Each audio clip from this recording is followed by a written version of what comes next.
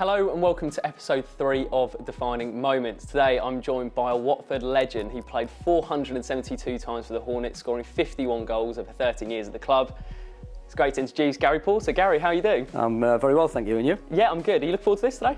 I am, yeah. First time for me. Trip down memory lane. Yeah. Before we get into some of your defining moments, let's have a little look at the shirts first. The first of which, the 85 to 88 period that we're going to be talking about today. Any initial memories from that time? 85, 88. So that was, that was the time when I made my debut. Before that, probably in a different shirt, but then coming into that era was when I started to make a little bit of a break into the team, a little bit more regular.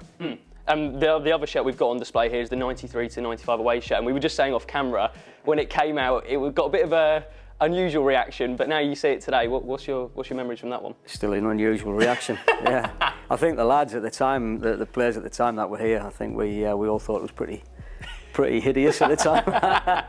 But it's historical. It's part of the football club, part of what happened, and yeah.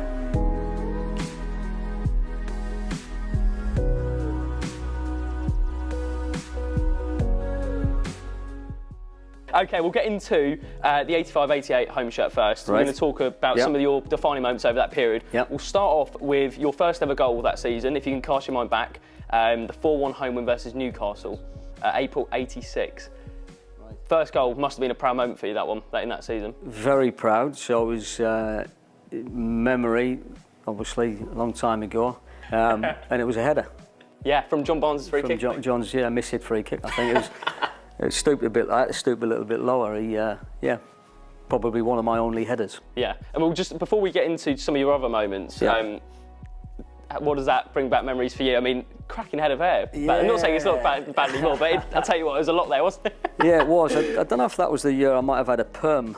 Curly perm seemed to be in at the time, and I think Colin West, who was a striker in that sort of era. Colin had a perm and various players. I'm sure I'd had that curled at some point, but it does look a bit hideous. I don't think it looks too bad.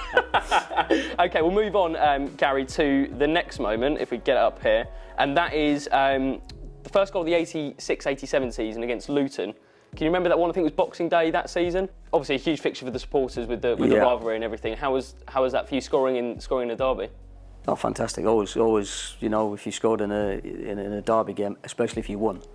I mean, it didn't matter so much if you got beat because the fans weren't happy. But if you won the game, it was great to score against our local rivals. We spoke to Robbo in episode 2, and he said he didn't need any pumping up for that one. Was that the same with you? Yeah, it was, and there were tough games, always fiercely fought, and it's. You always had to make sure you come off that pitch having given everything. Was GT very hard on you with that as well in terms of going into those sort of games? GT was like that for every game. It didn't really matter. I'm sure there was an extra edge because it was Luton, but pretty much he was like that all the time. Yeah. It didn't matter to him. He just wanted to win. Whoever it was. Okay, we'll move on to one of the most iconic games from that season, and that was in the FA Cup quarter-final away at Arsenal at Highbury, a very strong Arsenal team that season. Bit of controversy over one of Luther's goals, which we'll touch on in a minute, but what was that like for you, playing against such a strong opposition and coming away, going 1-0 down as well, to win 3-1 must have been incredible. Yeah, great occasion, Highbury packed. We were always the underdog against the likes of your Arsenal and your Tottenhams and what have you, and to go there and beat them 3-1. Yeah, it was fantastic. What was your view of Luther's third one? Well, it was me. It was, I think it dropped to me on the edge of the box and I cleared it. It was sort of hooked it up the pitch, and obviously Luther's ran on. And he's missed the first attempt, but luckily for him, he's then got the rebound and followed in and scored. So I could probably claim an assist in that, One of the best assists of your career, that one? Yeah, important assist, just hooking the ball up the pitch. That was, and obviously it was at the end with all the fans as well, which was fantastic. What was your view of the linesman? Because he waved his flag. Obviously, you just launched up to the other end. Yeah, what was your view of it? They were appealing for a penalty, I think, and we were always encouraged and made sure you just play at the whistle. Graham was really strict on things, play at the whistle, and so we just carried on.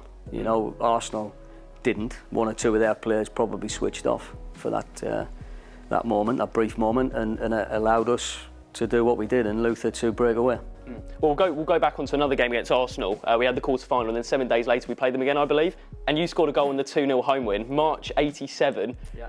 Talk us through that. What an unbelievable win as well, again against an incredibly strong Arsenal team. Yeah, and what people don't realise is, in between times, we flew to Trinidad to play in an exhibition game against the champions of Brazil, Sao Paulo.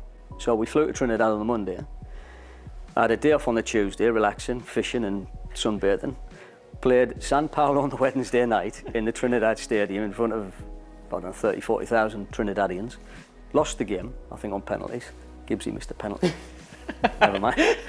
He'll never forgive himself, you know. So we flew back, arrived back in the early hours of the morning. Graham gave us the Thursday off, which was really kind of him. He said, go home and rest. So we came back in on the Friday at Stanmore, we were training, and he put on a practice game. So his first team against a reserve team. And the majority of the reserve lads hadn't travelled. Okay. So they were nice and fresh. Yeah. And the rest, we were tired, we were still jet lagged from this incredible journey. And he went ballistic, Graham. We were so lethargic. He absolutely tore into us. And I just remember knowing you're going into playing Arsenal here on the Saturday in the league game, not knowing you're having a roasting off the manager because of how bad you've been in training. You're tired anyway from what you've been experiencing during the week. And we beat them 2-0. So it was an incredible week. Yeah. You know, when you look back at it, it's unbelievable. Yeah. That is amazing. Yeah.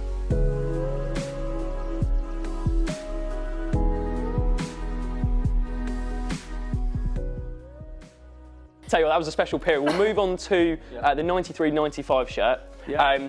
And the first win under Glenn Road in the league was you scoring a late winner, 3-2 away against Oxford United. Oxford United, yeah. August '93. Yeah. How big was that at the start of the season, particularly with the new manager with Glenn Roeder as well? Yeah, and because Glenn had been a player here and was a friend, obviously was a teammate, and then he came back and took over as manager. Important. That was our first win for him that season. Under him in the league. Yeah, always a tough place to go and get a result, Oxford. Slopey pitch. In them days, you know, it was a tough place, and yeah, it was a 3-2. 3-2 away. 3-2 away, yeah. Striking from the outside the area. Outside the area, yeah. Yeah. Well, again, you go back to if you don't shoot, you don't score. Yeah, that was the motto. That was it. Yeah. Okay, Gary, we've got to talk about the Bolton win. It wasn't actually in that shirt, but I think it would be a bit of a disservice if we didn't talk about that incredible 4-3 win at Vicarage Road. 20 minutes to play, you're 3-0 down. We pull it back to 4-3. I think you scored a hat-trick, obviously. Yeah. Scored the first two. Was that one of the most amazing games you've played in, not only during your time off, but probably in your career? Yeah, completely in my career. Yeah, at 3 down, fans were leaving the stadium. We were getting booed, and it was a bad moment. Yeah, you know, and at the time, you could never have imagined we would come back and win the game. Probably not even have imagined come back and draw the game. You know, we were dead and buried at 3-0, and yeah, just something happened, managed to get the first one, and it suddenly gave us a little bit of a spark. And of course, you get the second one, then you believe it. And then you really believe in it. And I think from that moment, it was only going to be one thing. You know, we had the momentum then. But yeah, incredible. I remember reading an interview where I think someone asked, did you feel pressure standing over the penalty? I think it was the 92nd minute. And you said, well, that's my job. We would have had a point anyway. Was that the pretty much. Thinking? Yeah, you know, you didn't. I never thought about it. You know, that's it. I did take the penalties.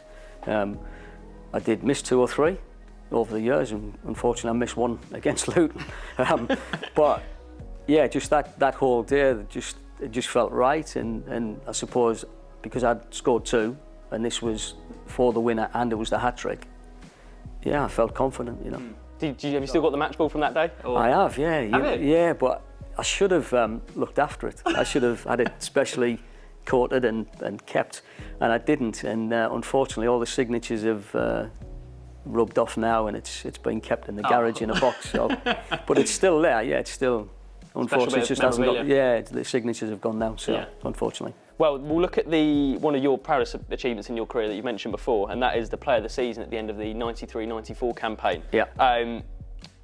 what a moment for you. Was that one of your greatest achievements in your career, that one? Yeah, of course. Yeah, I suppose looking back at it, could be the most. You know, being voted player of the season. Absolutely fantastic moment. Yeah.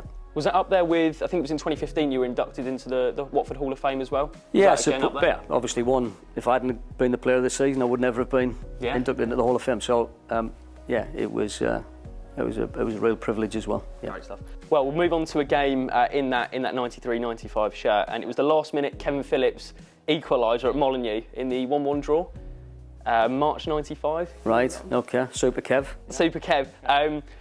How good was he to play? And obviously coming through at Watford, he was obviously one of the brightest talents that we had. Yeah. And he's gone on to have an incredible career in the game as well. What was it like working with him? Yeah, he was fantastic. I mean, I think Glenn Roeder bought him. Yep. So Nigel Callaghan had seen Kevin play. It tipped off Tom Wally and Glenn Roeder and said, "You need to go and buy this lad." He was playing at Baldock Town, I think, at the time, and they paid about 10 grand for him. Which, when you look, incredible, you know. So, but yeah, he came in, and from the first training session, I think you could see he was very good. You know, he fit into everything that epitomised Watford. He was hard working, he was honest, but he was a good finisher. You know, and it's amazing when you think. I think at Southampton, he started off as a right back. You know, and would have been wasted there. Yeah, he would have been, and of course he starts his real career with us. And eventually then gets his move on to Sunderland, where he takes it to the next level, and eventually on to England. But he was a great striker. Just to finish, just that time, 93 to 95. How would you sum up that period playing for Watford? Because you were at the club for 13 years. Yeah. What was that maybe a couple of seasons like for you? It was a difficult period, I think, at times, because we'd gone through certainly the early part of my career. Up until we got relegated, it was fabulous, you know, being in the top division, being in the top flight, playing against all the best teams. And then the season after we got relegated, we went for a few years leading through that period where it was a struggle at times. I think it was probably only once, maybe twice, where we would have done all right, you know, finished higher up the league, but I think at times it was a real struggle. There were great times, it was still fantastic, because you were still, as a player, you're fulfilling your childhood dream of being a professional footballer. But there were tough times. And if you had to maybe pick one season from your time at Watford, maybe your favourite season, what would it be? Favourite season would be the season that we beat Arsenal in the quarter-final of the Cup. That would be my favourite season. I'd sort of established myself a little bit more that season. What was I then? I was 20, 21. So just starting to establish myself, get more games in the team. And yeah, just the season we had was very good. Unfortunately, obviously, it ended with the defeat against Spurs, which was disappointing. And of course, that summer Graham got the opportunity to go manage Aston Villa, which he did, and John Barnes left and went to Liverpool. So yeah, so it had up and down, but a great season, a fantastic season, just incredible.